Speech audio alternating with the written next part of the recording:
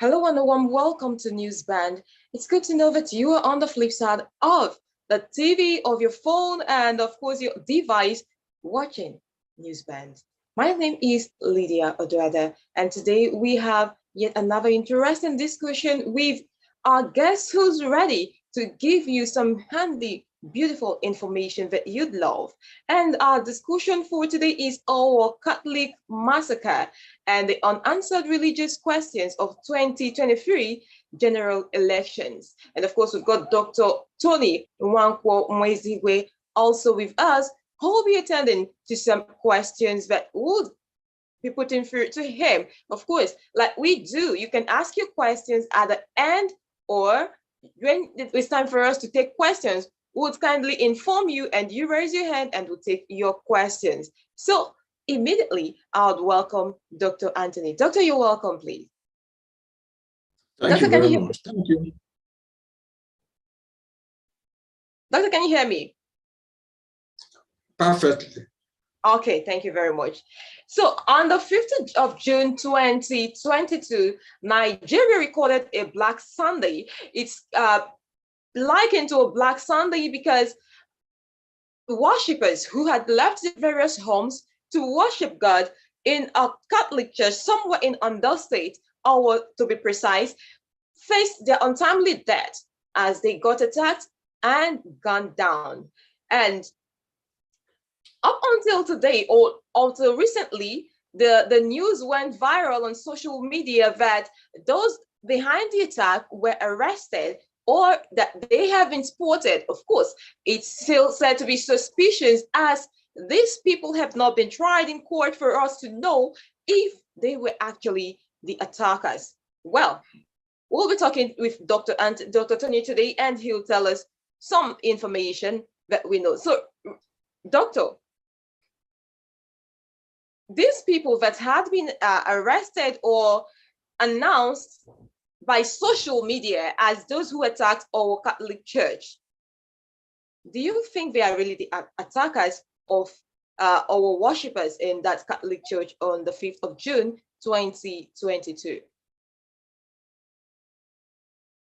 If those arrested were the real attackers, is that what you want me to answer? Look at it, like from what social media is saying, because our law or our authorities have not really come forward to say these are the people. It's just news on social media. Social media, you know, social media has a lot of information, good, true, and untrue. It's not a question of the authority. You don't expect the authority to respond in this kind of events. The authorities have not been proactive in this matter. The issue is that where else can you get authentic information if not through the social media? We saw the pictures, they're there. So it's not a question of disputing the authenticity of the people caught. We are not talking about the nitty-gritty, the reason d'etat of the attack, and even at the prospect or the danger of further attacks. These are our major problems. It's not a question of whether you call them. The authority,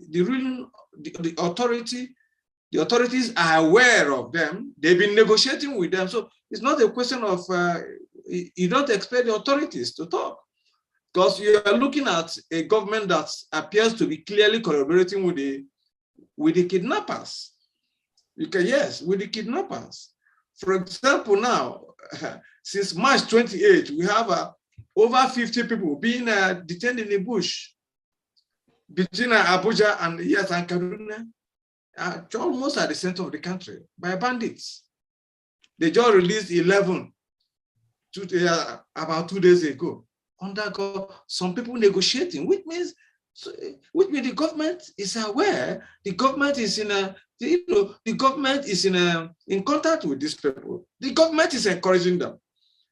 Imagine if somebody like Sheikh Gumi is an Igbo man negotiating with unknown government, or Yoruba man negotiating with kidnappers.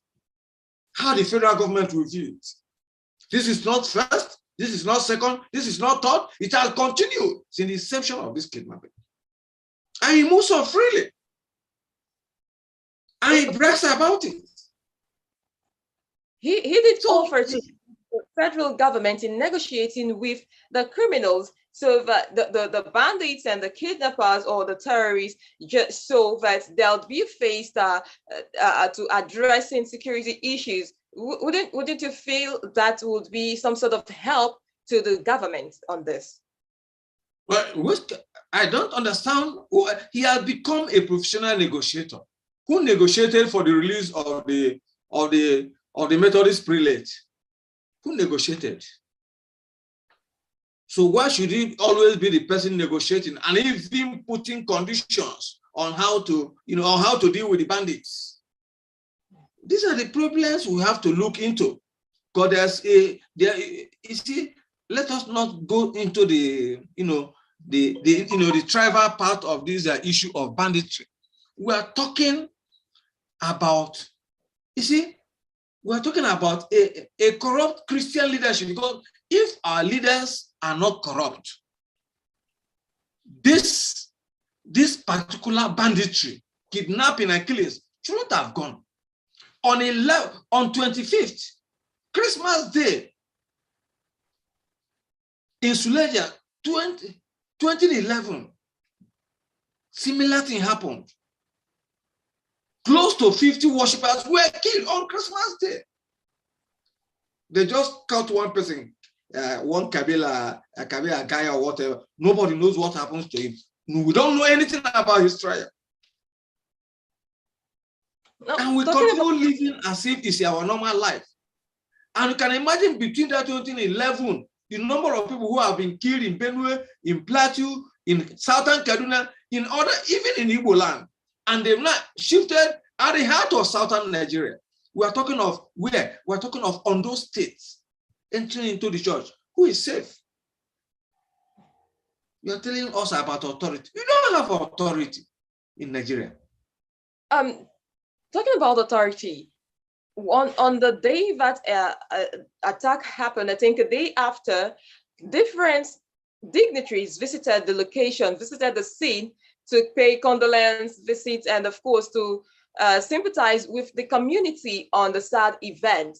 One of those who had visited is the incumbent vice president of Nigeria, Professor Yemi Oshibanjo, and of course, one of the aspirants of the presidential election coming 2023 was there. That is Asiwaju Bola Ahmed Tinubu.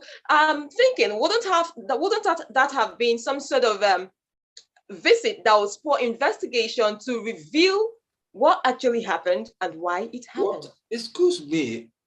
I don't know the investigation you're talking about. I don't know what the kind of investigation you're going to look at. That throughout, as I'm not telling you, last Sunday, or yes, a few days ago, the Anglican Bishop of Jeba Diocese was kidnapped with his wife. Between Ibadan and Ogbomosho, Anglican Bishop. And what are you investigating? You're under a state of siege. You're under attack. You're talking of investigation. We're talking about an indolent Christian leadership that does not care if their members are being killed. Imagine if somebody like me had met the head of Methodist Church a month before he was told, let us see how we can do this matter. He will tell you he's not interested. He will tell you he's not interested. Because he doesn't care. People who are being killed are even the poor people, including the army and the police. Those who are victims are even the poor people. So they're not concerned. What's her name? Deborah Samuel, was stoned and lynched in Sokoto State. So Christians said, let us come out and demonstrate. Some said they will not demonstrate. Because it does not care. It doesn't matter. It doesn't matter to them. And it's creeping. It started from Plateau State. It started from Southern Kaduna. It started from Taraba. It started from Southern Bauchi. So yeah, started from Tafawa Balewa. From Southern Borno. They continue killing Christians. Benue State. Benue State have buried over 500 people. Out of this clear, and we don't care about it. What are you investigating? The other time, the camp president was going, went to Kogi State to pray for Bello, Yahaya Bello, to win his second term. Yes, camp president. And the other time, Kumuyi went to Osun State to pray for who? To pray for another Oyetola to win. These are Muslims. You don't care what is happening to you. You and seem the proof, yes, what have you say? Leaders are not, Christian leaders are not doing anything. What could they have done in this situation? What do you think they would have done? Thank you very much. Thank you very much. I bet you that if Ayo Orisha Jeffo were to be the camp president, this nonsense wouldn't have gone to this extent. If Ayo Orisha Jeffo. So it depends on the leadership. First of all, you need a leadership that understands the religious terrain in which it's operating, who understand the historical trajectory of the Nigerian nation, who is knowledgeable, not somebody who goes around preaching about tithing, launching, offering, building the temples to exploit the poor people, buying jets, private jets, helicopters, and then building schools and universities, competing on mundane things, while their people are dying. You need a leadership that understands the Bible. When you understand, most of them, their understanding of the Bible only ends with tithing and what? Tithing and then fake prophecy. Look at, is it Prophet Ayodele or whatever, who prophesies every time? How many of their prophets have prophesied about the coming of herdsmen to attack? How many of them? Oyedepo was saying, yes, I said that I will be caught. I prophesied that. Why didn't you prophesy that they'll be coming? You are dealing with people. You are dealing with Muslims. If you understand the Muslim pattern of operation, you find that for you to be a Muslim, you are under oath to obey the Quran. And whatever action that that is taking place is based on the script written by the Quran and the Hadith. And the Quran, if the Holy Quran tells us in Surah 5, Surah chapter, let me just say Surah 5, which is chapter 5, verse 51. If he tells us, if he commands them, believers, do not have Christians as your brothers. Do not have Christians and Jews as your brothers. Do you expect them to regard you as their brother? Because it is written there. You want them to regard you as your brother. If the Holy Quran tells you in Surah chapter 2, verse 65, that Christians are apes, you want them to regard you as human beings?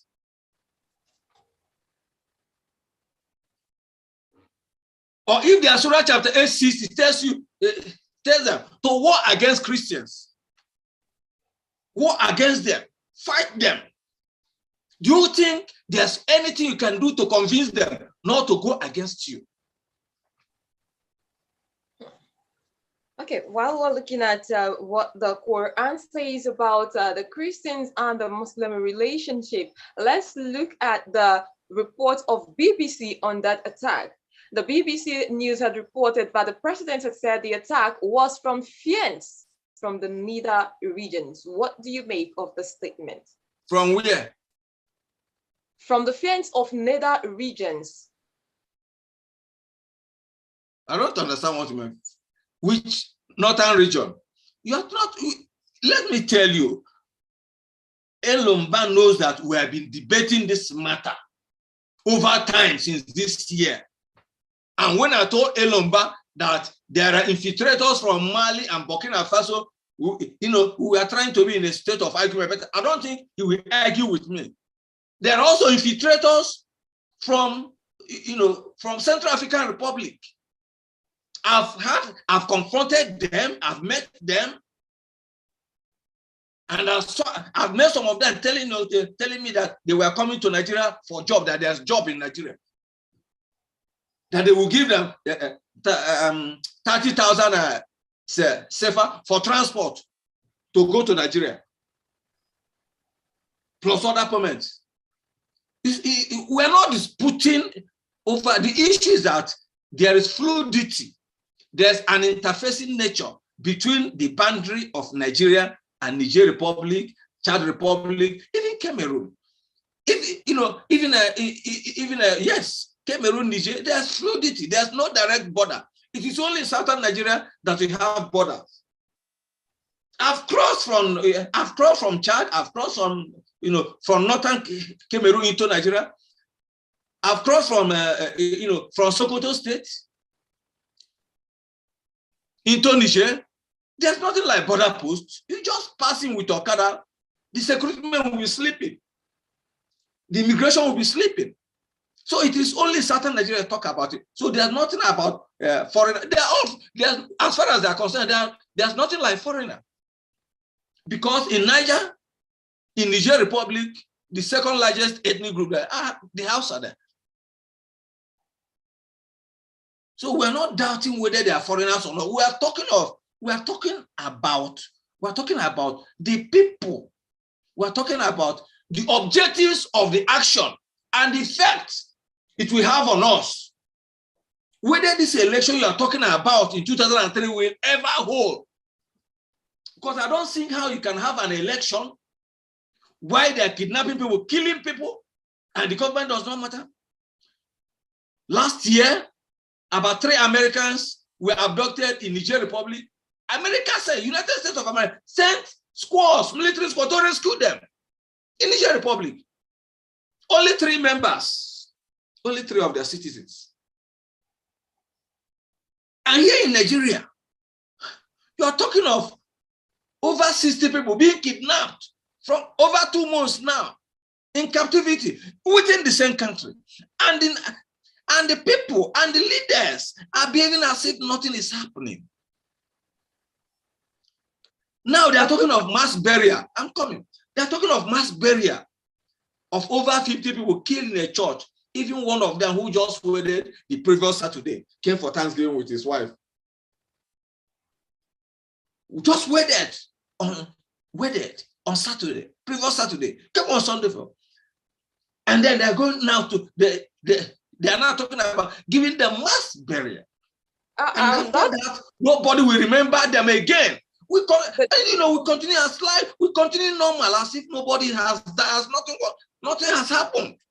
We no longer have, even the Christians themselves don't have value for life again.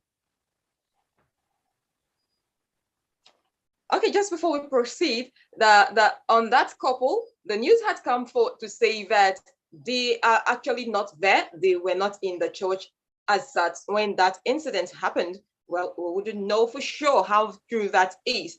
But taking us to the next question, this religion thing is not just in Nigeria that we have different religions, but the thing is, in Africa, we keep hearing news of attacks and all of that.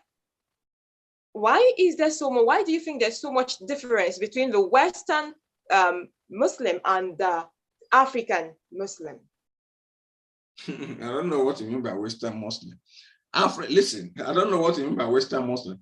The West, if you're talking of the West, Western Europe, they're having problem with Muslim immigrants there already on what is known as Islamophobia. They're having problem of integration. In fact, I just presented a paper on that.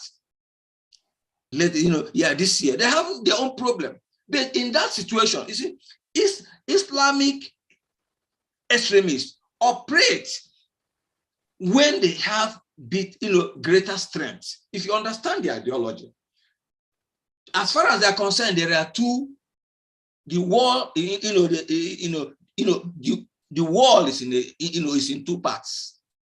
There are Islam, the land of Islam, and there have the land of war or land of unbelievers. In between is Dhimmi, and Dhimmi operates when they are not yet strong enough to carry out their jihad, because the Quran clearly enjoins them compulsory to strive, to carry jihad. If you're killed in the jihad, you go to paradise.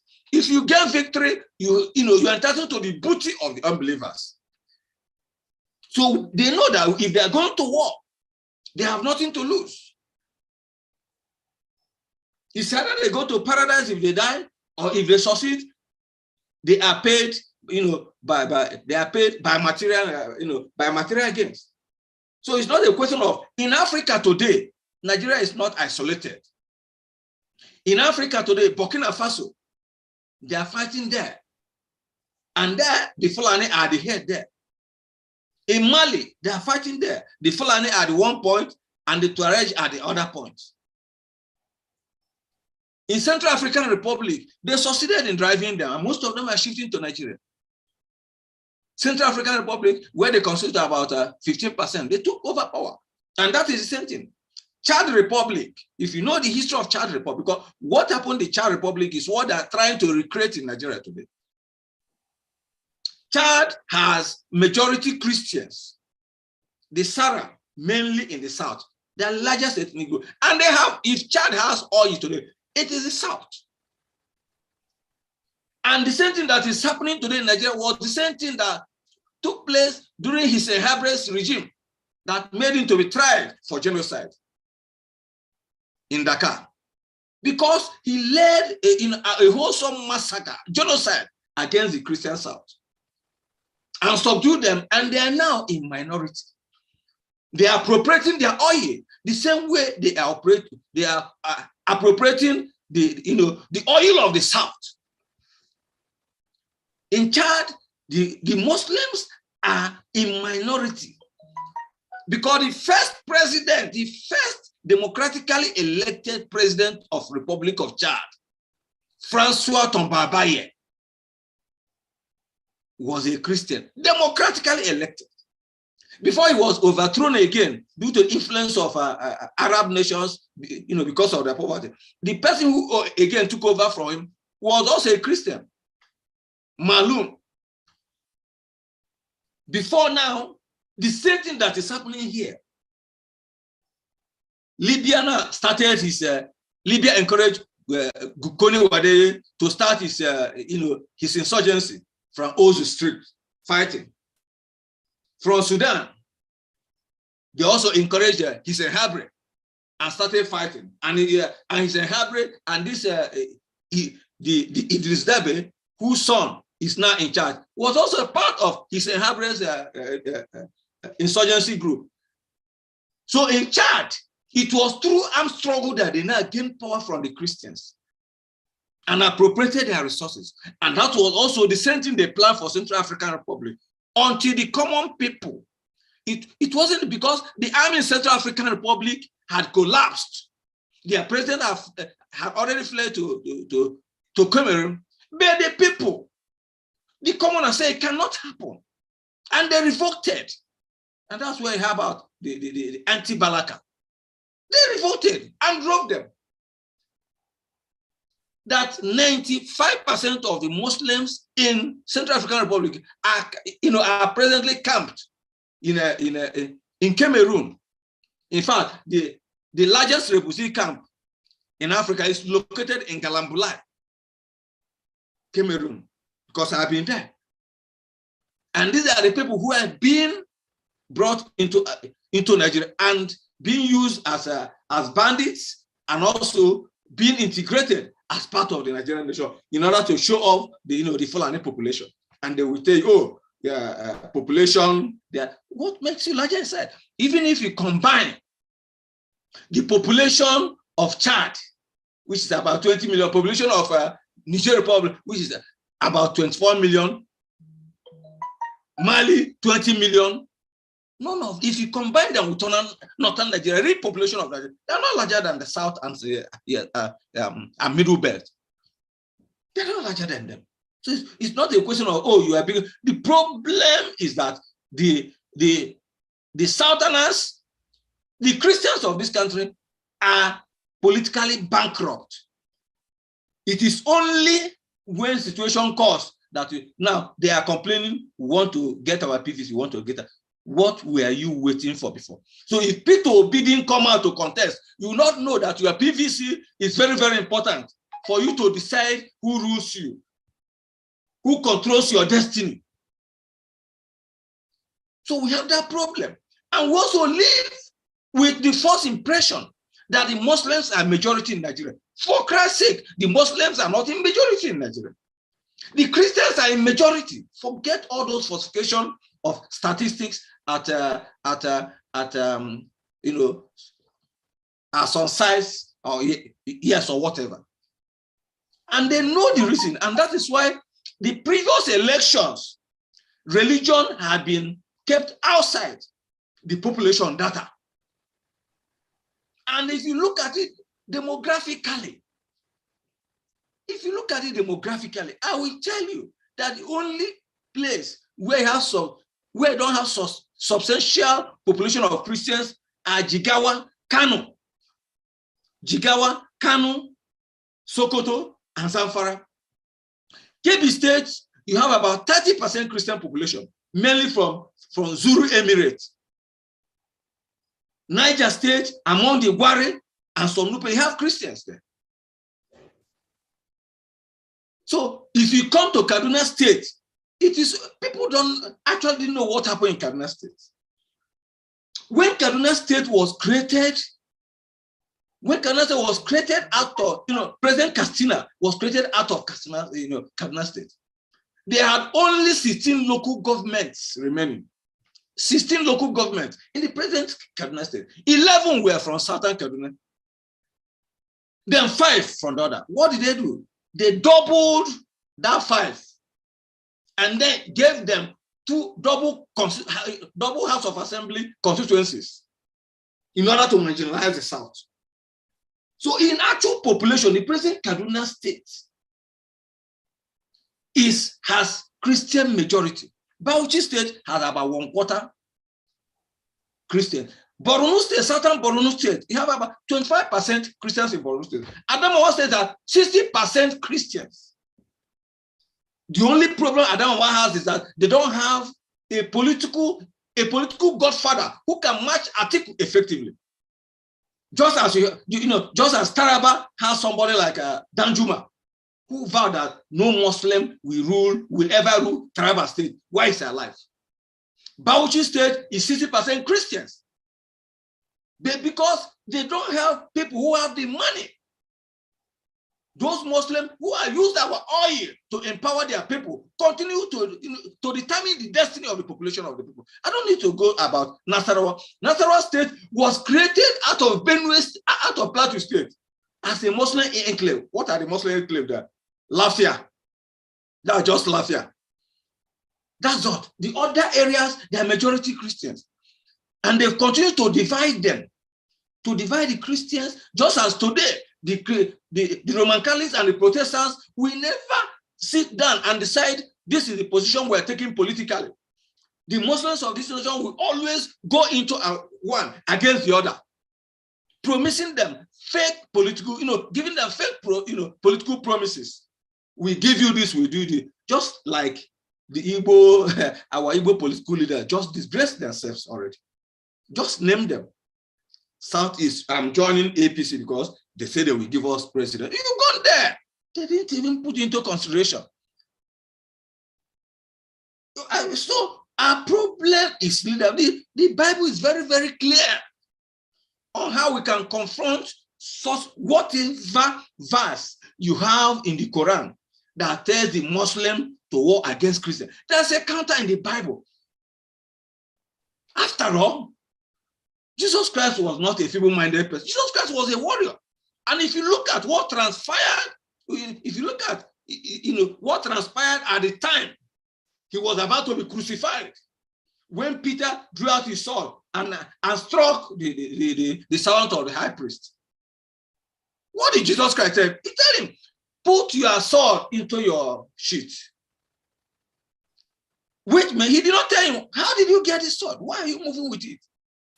It means that all the apostles, include all the disciples, including Jesus, were armed. So why will somebody be telling us, oh, we are never weakling? For those who even brought Christianity to us, the European missionaries, they were what? They were warriors. They came with Maxim gun, and it was even Maxim gun that gave us Christianity. How can you be there? How can you be there? You're a priest. They are slaughtering your people one after the other. If the Yoruba people, if the Yoruba men in APC were to be men of honor, after that our incident, they should have said, no, look, this APC, whatever, will not take place. We're abandoning it. But they just claimed that Tinubu gave 75 million condolence. How many times have they paid condolences? In 2007, I wrote a letter to the Christian leadership, circulated them. Only Adeboye replied me that he was praying for me. I thank God, maybe his prayers are one of those things that are keeping me alive today. I told them, every time they will kill Christians, the next thing you tell us is, we condemn. We condemn. This one we condemn. This one we condemn. Is that what? Is it by condemnation? Is it by condemnation that we can survive in this country? They kill you, you say condemn, condemn, they kill. I remember when I was in secondary school.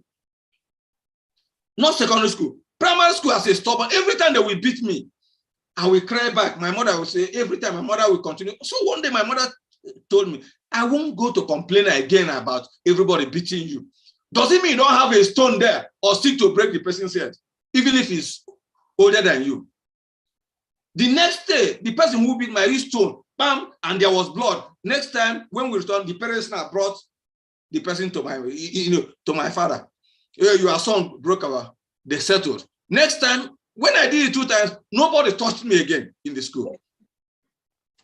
Now, like in this area, the Constitution has said if there's insecurity, elections can be pushed over and the president continue as the president until there's relative peace in the nation. Now, if Christians are to retaliate and fight back, wouldn't that cause a civil war? Are you even, what are you? You're already in a state of civil war. What are you talking about? You are talking of, listen, we are talking of Biafra civil war lasted for 30 months. 30 months. We are talking of an insurgency that lasted for over 10 years.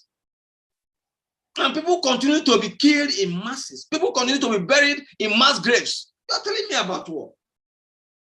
People cannot move freely in their homes. You cannot travel. We're just talking about, we just finished, the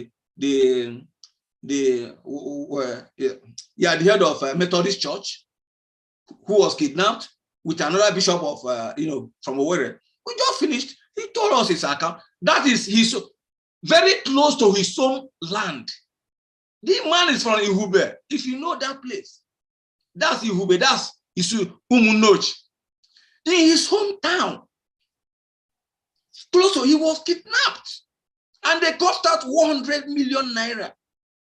And if you convert it into that, about $250,000 US dollars within his own land. Are you telling me we'll be in a state of war? Are you even sure that this election will be justifiably conducted? Why you have a Fulani man? Listen, let me tell you, as long as a Fulani man remains the chairman of INEC, and they have the power to manipulate everything by computer, they call it, whatever, online transmission of, they have the power to do it. Forget the election. Election is already rigged. You have a Fulani man as chief of army staff, election is already rigged. You have a Fulani man as director general of DSSS, it's already leaked. Inspector General of Police, Fulani man, it's already leaked. rigged. So what are you talking? The president of Fulani is already rigged. What are you telling me? Are we fools? We are not even talking. The Christians are not even talking about, look, balance all these positions. Because the constitution is very, very clear on federal character. The federal character principle had existed life from time. It has existed. And it was President Buhari as military dictator that first abused it. And nobody questioned him. When he appointed Idiabon, another Fulani man, a Gambari Fulani, Idiabon today wasn't a Yoruba man. Just as Bukola Saraki cannot claim to be a Yoruba man. He's Fulani. Tunde Idiabon was a Fulani. He appointed him his second. We did not say anything. A Muslim too. Don't head it. El-Rufai also did the same in Southern Kaduna. Appointed his deputy, his second deputy now, a Muslim. Nobody protested. And then are talking about bringing Tinubu another Muslim. What? They will rig it. So it's not a question of, we are now talking about, listen, if Nigerians want to bring peace to this country, they should come out on the streets. Come out on the streets and demand that these insecurities should be stopped. Demand that, look, demand this insecurity, unless you come out en mass because you are afraid to die en mass, you continue to die piecemeal. So you are talking, we are not talking about extension or whatever. We are talking about the situation now, that even as the situation is now, no election can be credible under a chaotic insecurity. It cannot. Looking at the elections, like you did say, that elections already have been rigged considering the key positions and how it's been occupied. Nigerians generally are yearning for a 2023 free and fair election. And if you look at it, you'll figure that a lot of campaigns are coming up for PVCs, registration and collection. Do you think if the election goes against the need or the desire of Nigerians, that they would accept and sweep it under the carpet as it has always been in the past? It depends on the trajectory of the election. The man in charge of who is a citizen, who registered, the man who controls the data of citizenship, the number of those who proclaim to be citizens today, is a Fulani man, the Minister of Communication. He issues ID card to whoever, so he can issue the whole people from Benue, from Niger Republic, from Chad, the identity as Nigerians. And they come here to vote. And they talked about what? Continuous voters registration. You don't know what happened there. The other time during Jonathan's time, kids, primary school kids, they were not impressed. Kids, 5 years, 4 years, 7 years, voted. We just slept, we just, glozed over it. We just forget it and life continues. So how are you sure the same kind of kids, if they succeeded in voting before, who told they cannot vote again? And you just laugh over it. So it depends on what you're talking about. When they go to election, they announce results, they will tell you, okay, the next thing they will set up tribunal, electoral tribunal, you go there. Who is the Chief Justice? Presidency will start from Supreme Court. Who is the Chief Justice? A Fulani man. So what are you talking about? And you are talking, these are just people who are about 5% of the population of the years of the country. Just 5%. And you think, and you take yourself, are you intelligent? And Igbo man is talking, he calls a Fulani man, a Hausa man, unintelligent, bush people. These people you are calling bush people unintelligent, are the people controlling you. There are people determining your life. There are people subjecting you to a state of perpetual slavery in your ancestral land. And you call them uncivilized. What has your education done for you? That's $1 million question there. Now let's look at the topic of discussion today, the killings in Owos and how it affects 2023 elections. How, in your opinion, will these killings going on affect the 2023 elections? just as I said, unless we come out, Christians come out to say, look, enough of these killings.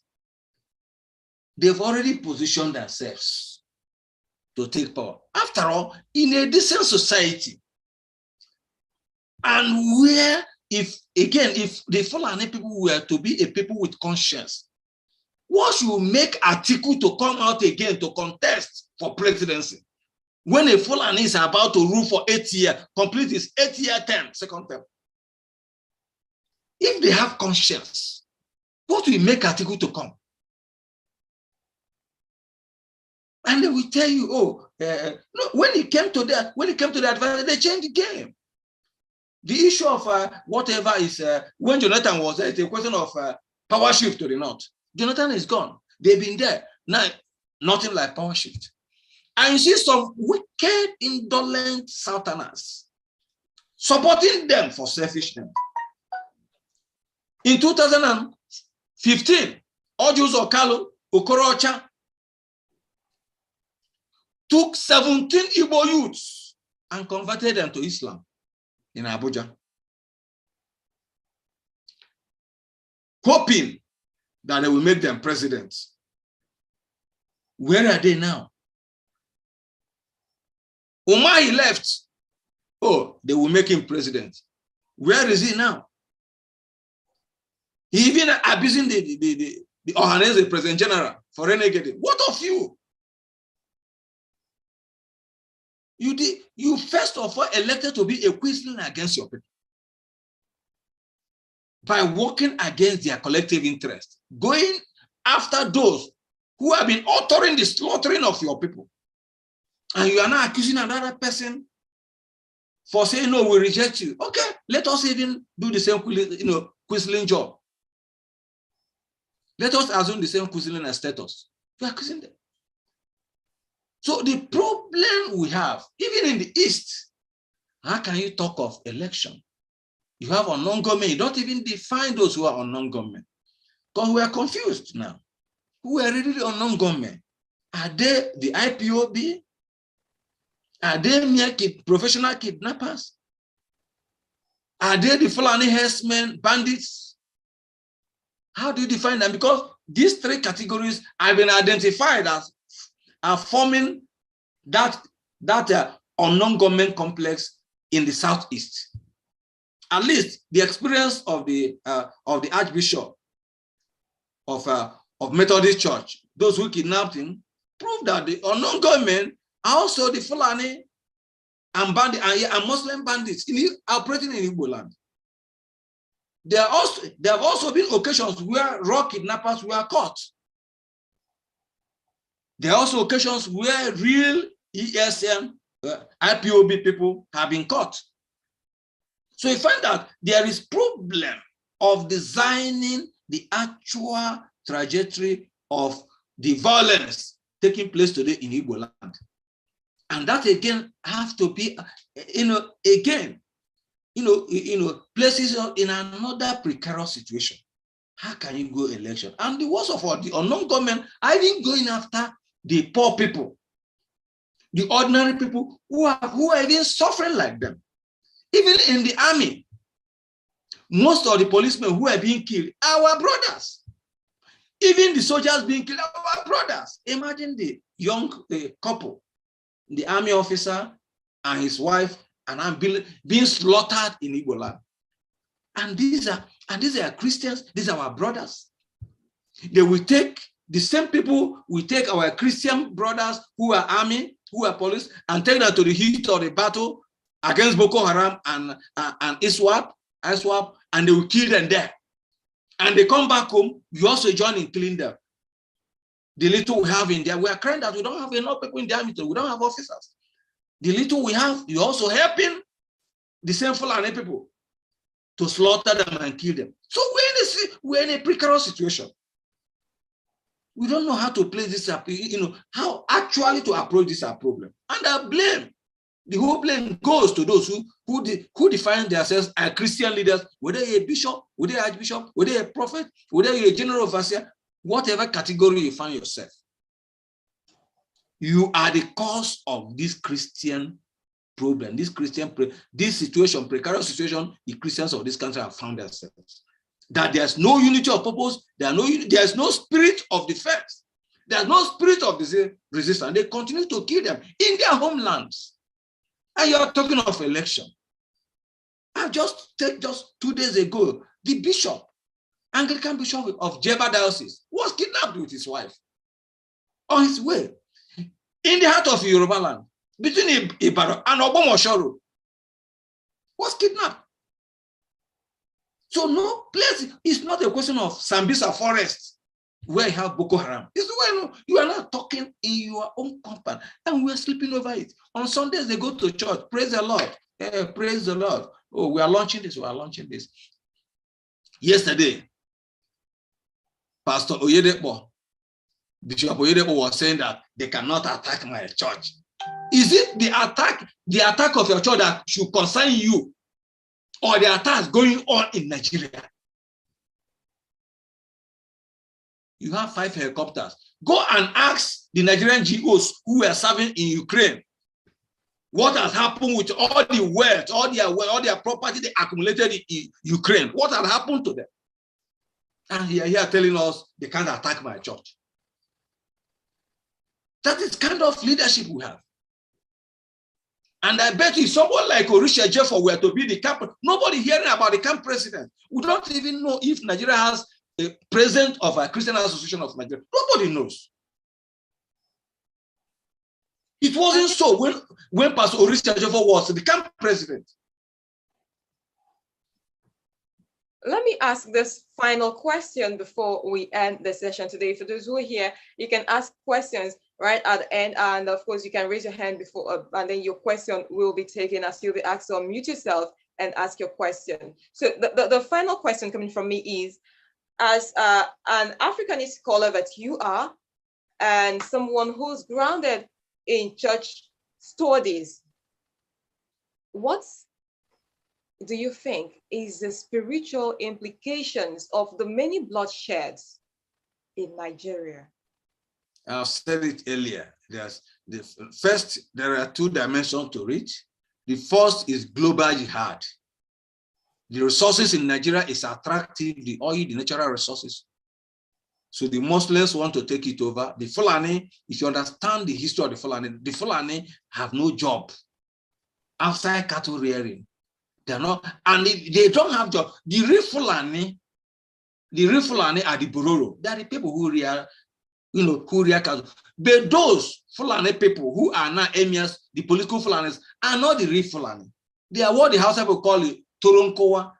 They are part of the two color ethnic group in Chad, who just got converted by the real Fulani people to Islam.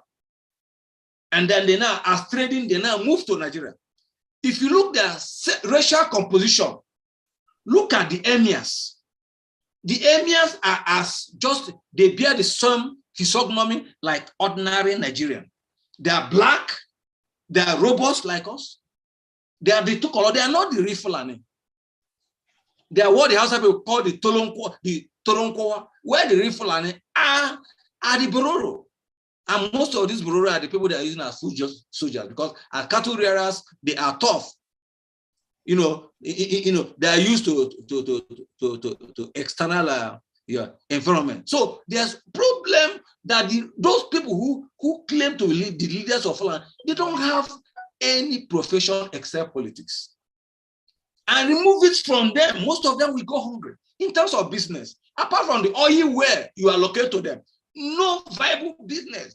The people in the north who are as industrious as the southerners are the real Hausa people. You see people selling goats, you see people selling onions, you see people selling pepper, you see people selling all those household articles. They are Hausa ethnic groups. And they are equal the people who are oppressed in the north. There are people who are denied empowerment.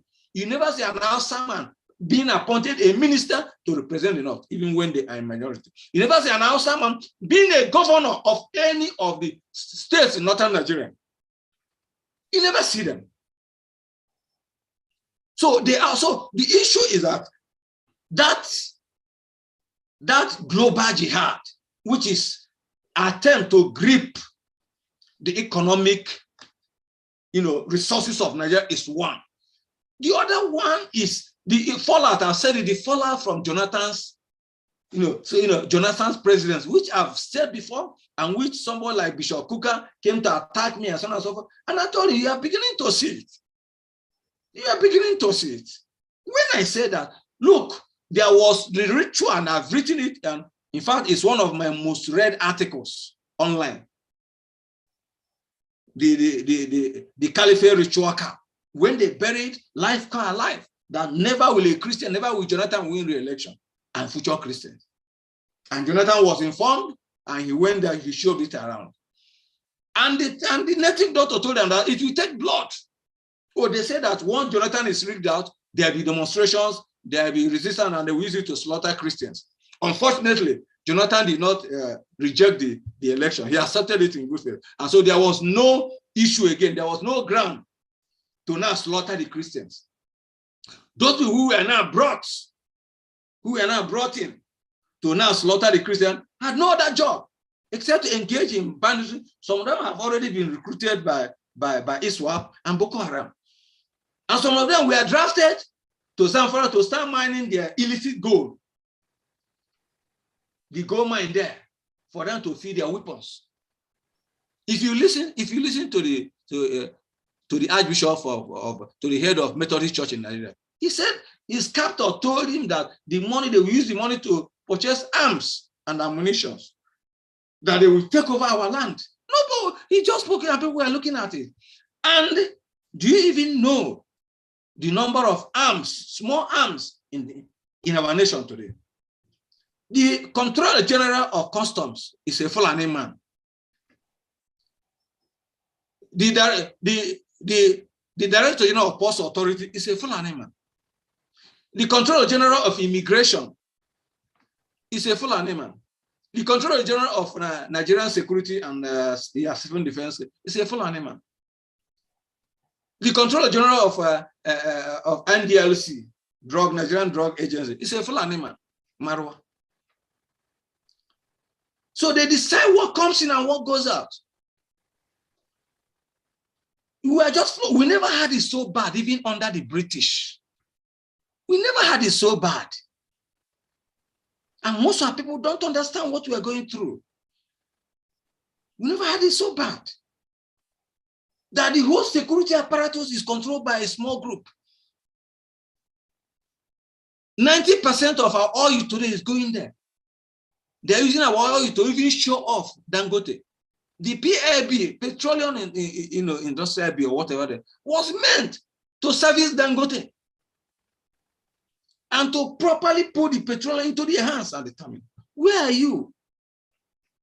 You are going for 2003 election. That's the problem Obi will find itself. It's not there. Of course, they were jittery about, they already jittery about the popularity. That even the INEC chairman said social media, elections are not won by social media. But that is not all. That man should leave that position. Because I remember when people like Chukwuemeka, the former governor of Anambra State, Okwadiki, was telling Jonathan, remove Jega if you want to be in that position. Remove Professor Jega, INEC chairman. Because Jonathan appointed him because of that equity. Obasanjo appointed an Igbo man. It is only a Fulani that decided to appoint a Fulani to that position. And people are keeping quiet. How do you think you can get justice? How do you think you can get free and fair election under such a situation? It's impossible. We're just dancing around. They position Atiku there to take over. Because that was the agreement. They position Atiku there to take over. And you could now see what is happening. A whole Senate majority leader, APC, decamping to PDP. And they're now trying to do what? To play a game against Tinubu by bringing a Muslim ticket. So as the little sympathy Tinubu should have had, should have among the Christians in the Yoruba land and the Christians in the belt will no longer be there. Because no Christian, no right-thinking Christian, even APC, will vote a Muslim ticket. It is funeral that's setting for him. Yes, and he's going to, and going to fall inside. And they also know that the only Christian they can get in the north will be a middle belter, a non-Fulani Christian. And they also know that Tinubu's health situation, could lead to incapacitation at any time that will even make the vice to take over. So these are the risks that the Fulani are calculating by now trying to risk. Instead for us to now put a Christian, a middle belt Christian as his deputy, let us put a Muslim. So the little sympathy he will have among the Christians in the middle belt and the Yoruba will be divested against him. And Atiku now combining with, they are trying to put Mwike now, not even Okowa, because they know the already existing trajectory of politics, because Mwike has more votes, Mwike has more grip in his state than Okowa, than even Odom. Because River State, why Anambra will be turning 80,000 votes, 100,000 votes, River State will be turning about 1.4, 1.6 million votes. Okowa does not have such position in Delta State now,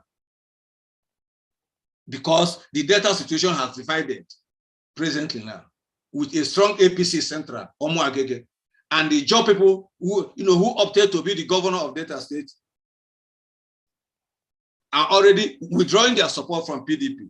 So Okowa will not control that, in fact, Okowa does not control the kind of, no southern governor actually controls the kind of grip, Mwike has in his own electorate. And with that, they are now hoping that Atiku can win.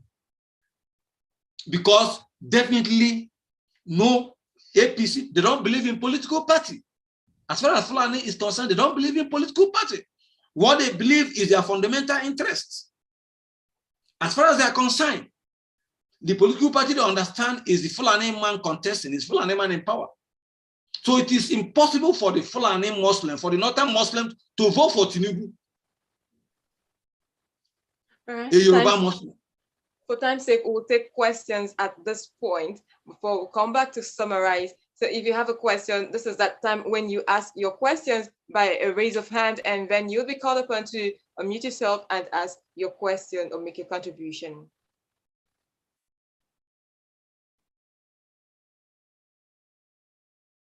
The floor is now open for questions and contributions. So if you have a question or you have a contribution, kindly raise your hand and ask your question or make your contributions before we come back to summarize.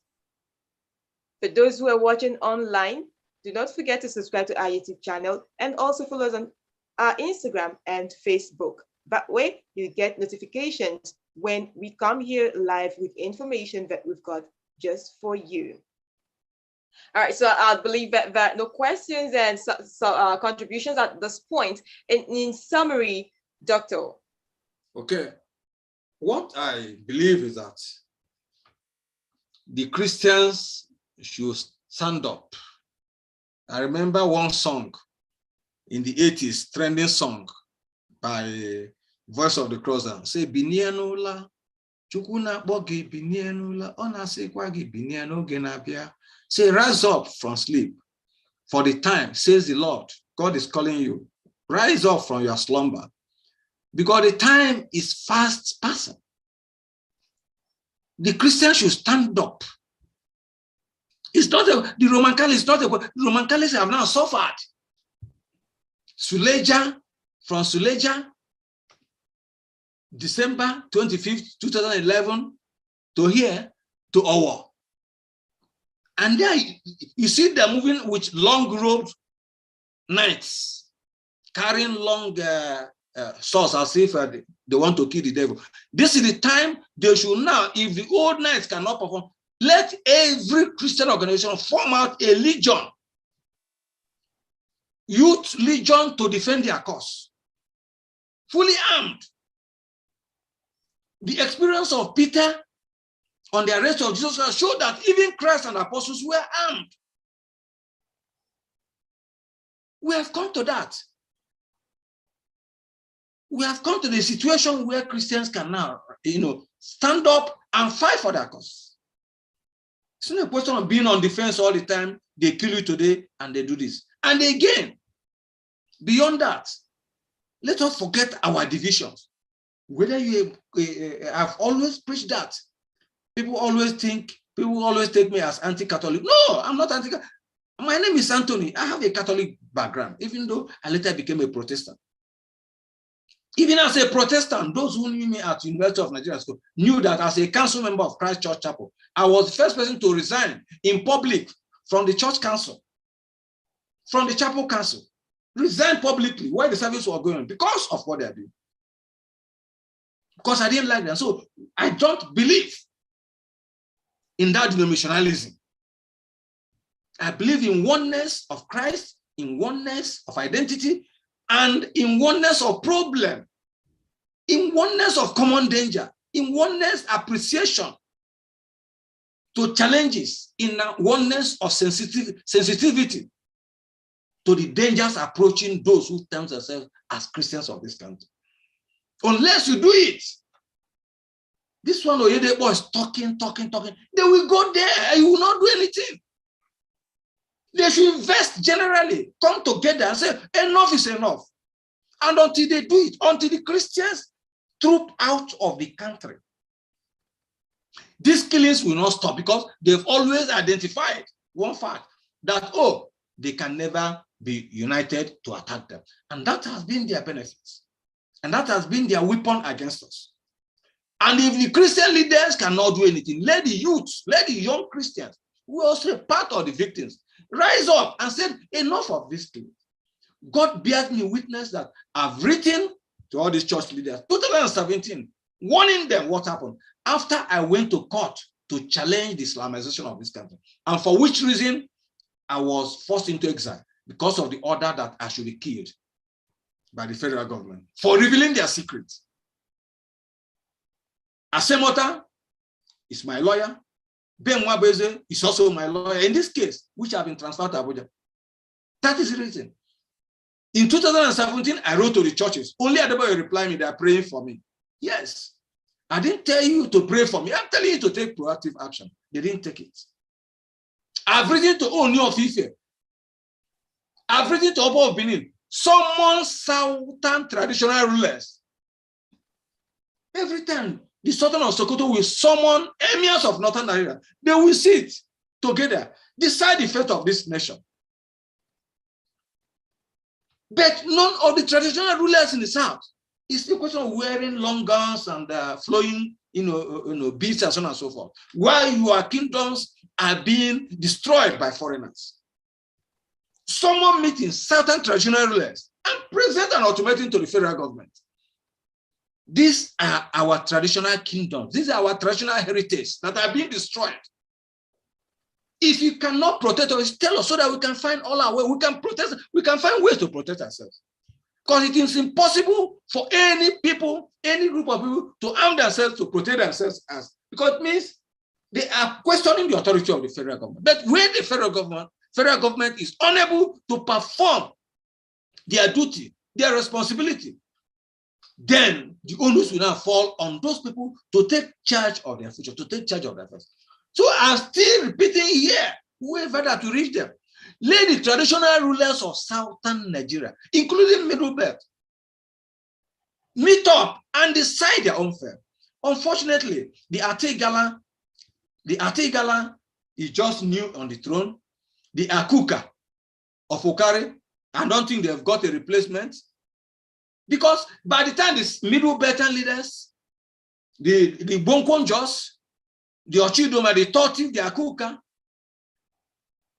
the Atigala, and the Hammer of Bachama, by the time these people align with the South, traditional rulers, and take a decision, I think those in authority in Abuja will know we've come. But as long as these people continue to hide inside their shares, their customary traditional conclaves, protected in one form or the other, and believing that what is happening does not affect them, their empire will continue to move gradually. That was how the Habe kingdoms of outside kingdom, that was how they lost their independence. That was how the Nupe people today have a Fulani as a Sunupe. That is how a Yoruba city like Ilorin has an emir, a Fulani man as their traditional ruler. That's how it goes on. When you think that's something that the problem of your neighbor is not your problem, by the time the problem goes to your neighbor and the problem has to stop, it has to go to you unless you realize that what affects your neighbor also affects you. You never be in position to withstand any problem that comes your way. And that is my position, that it is right time the youths revolt against their leaders. The church should revolt against, not even Fulani, because the major problem of church in Nigeria is the leadership. Let the church people revolt against their leaders. Let members of Winner Chapel revolt against Oyedepo. For time's Let sake, the Catholic Church revolt against their cardinal. Let the Anglican Church revolt. Let all them revolt against them, because these people are feeling as if nothing is happening. Once it finishes, the next thing is we condemn, we pray, we condemn, we condemn. You continue condemning since the killings, since 1945. You continue condemning about the killings till now, and the killings continue. What has your condemnation done to ameliorate the suffering? What has your condemnation done to stop the killings, the shedding of innocent blood in your country? So the idea of condemnation should be condemned outright, and I'm condemning that concept of condemnation, which has become part of the expression of our weaknesses within the Nigerian system. Thank you. Thank you. Thank you very much, Doctor. We appreciate you for the insight that you've given today. And for everyone who's a part of this conversation tonight, we appreciate you for coming here. And for you who's on YouTube, on Facebook, and of course on Instagram, do well to subscribe to the YouTube channel and follow on Instagram and Facebook, so that you'd be the first to get information when next we come here. And this is me saying thank you so much, Doctor, once again. And thank you for all you do, always come in here whenever you get an invite from us. We appreciate you. And thank you very much, Angel, because the angel is always by my side. Whoever the angel is controlling, always perform wonders. Thank you so much. All right, News Band, we say thank you and have yourselves a pleasant night rest. Bye. Thank you. Yes.